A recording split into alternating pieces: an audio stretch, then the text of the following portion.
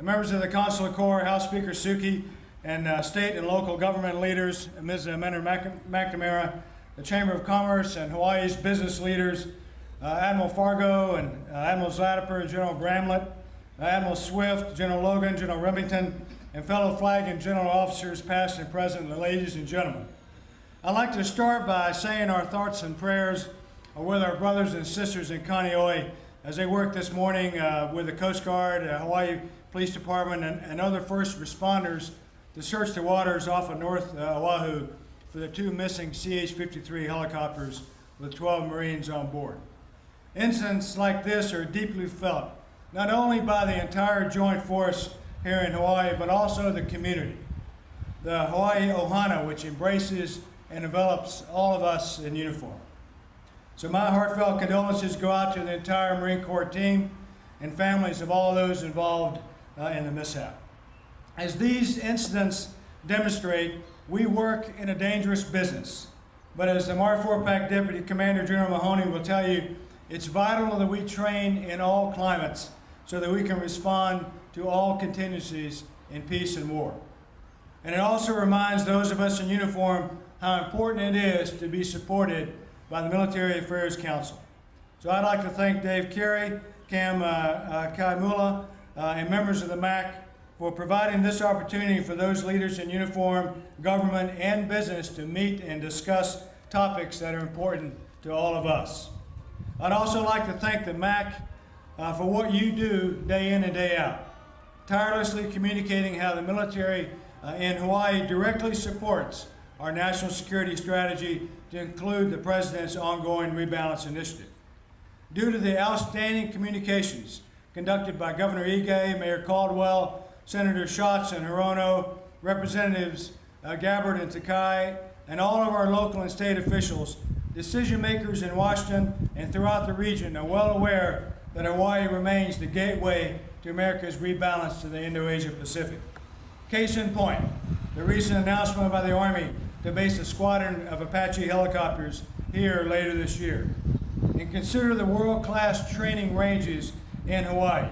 Oahu's Jungle Training Center, Kauai's Pacific Missile Range Facility, and Hawaii's Pohokaloa facility.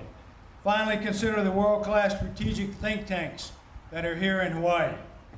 The Daniel K. Inouye Asia-Pacific Center for Security Studies, the East-West Center, and CSIS Pacific Forum. So over the past 70 years, the Indo-Asia-Pacific has been one of the world's great success stories. Completely transformed since the end of World War II, this region hosts the world's 3 largest economies, the 4 largest populations, a rapidly growing middle class, and the world's 9 busiest ports.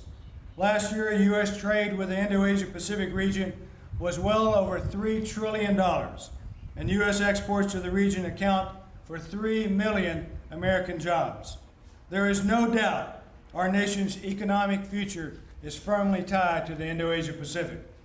At the same time, the security and stability which this region has enjoyed since the end of World War II cannot be taken for granted. Last week's provocative nuclear detonation by North Korea in violation of international law reminds us that Pyongyang remains a very dangerous threat. North Korea is the only country in the world that has tested a nuclear device in the 21st century.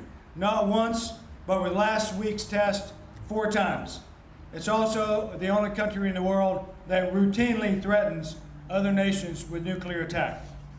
This test is the latest in a series of aggressive actions we've witnessed in recent months, including ballistic missile launches and violations along the DMZ.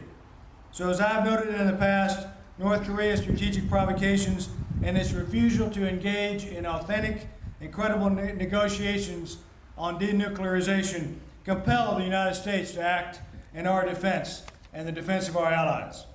Our commitment to the security and safety of our allies in the Republic of Korea and Japan and elsewhere is unshakable, and North Korea should not underestimate our resolve.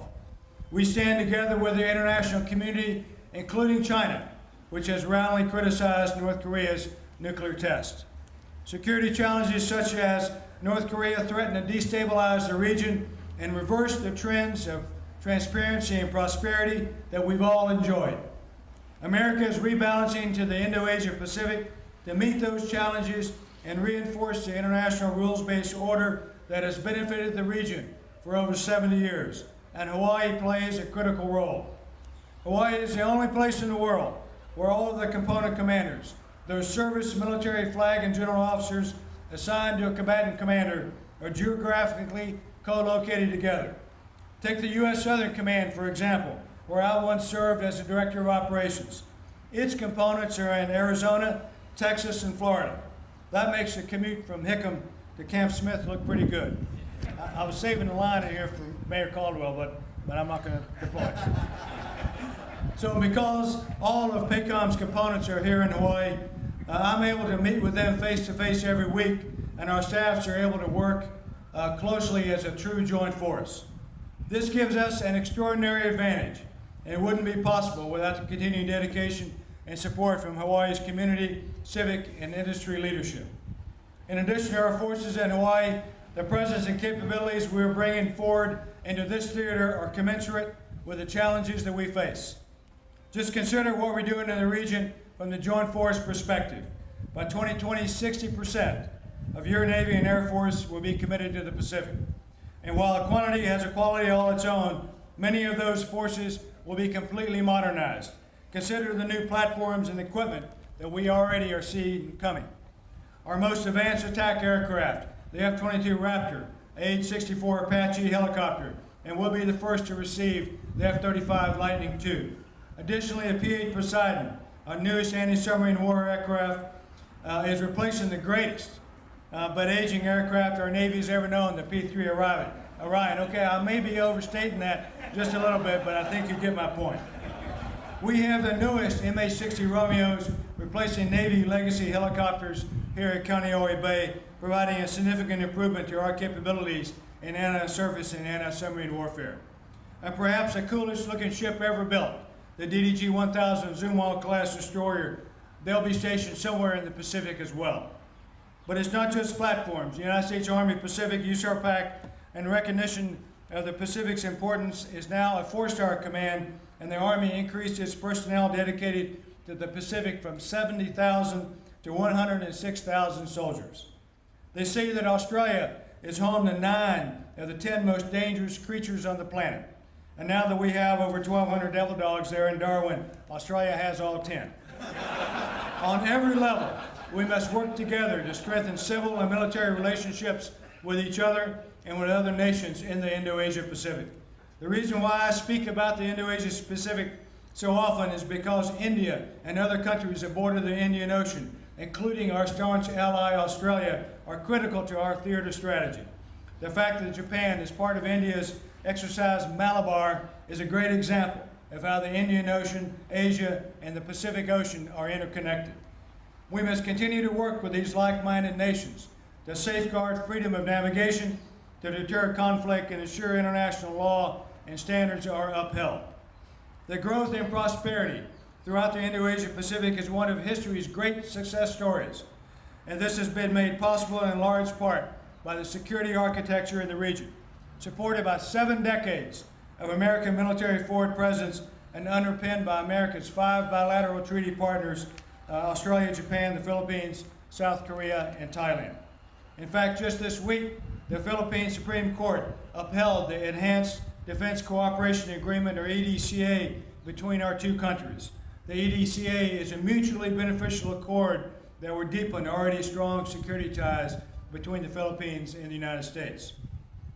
The agreement will facilitate the enhanced rotational presence of the U.S. military in the region and support the long-term modernization of the armed forces of the Philippines. This will enable the United States and the Philippines to continue supporting that international rules-based order that has served the region so well. This rules-based order is being threatened by rogue nations like North Korea. Additionally, China's aggressive actions in the South China Sea and disturbing rhetoric about restricting freedom of navigation and the ambiguity surrounding its military strategy are causing great concern throughout the theater. But the rebalance is reassuring our allies and partners, and the rebalance is enabling us to grow new partnerships with nations like India, Indonesia, Malaysia, New Zealand, Singapore, Vietnam, and many more. And these partners are working with us and with each other to reject coercive attempts to undermine the security architecture in the region. So let me close, ladies and gentlemen, by saying that our nation has always been blessed to have strong men and women with exceptional courage, like those Marines from Kaneohe who are willing to defend America whenever and wherever our freedom is threatened. And we're also blessed to have informed and supportive citizens, people like you, who are aware of the challenges, the opportunities, and the dangers we face here and in the region and around the world. You play an important part in shaping our nation's future, just as you develop new centers of influence so that Hawaii and our joint military forces can remain strong. Thank you for everything you do in support of our men and women in uniform and helping to ensure that we remain ready to fight tonight and win. May God bless our veterans, this great state and the beautiful city, and may God bless our nation. Thank you very much.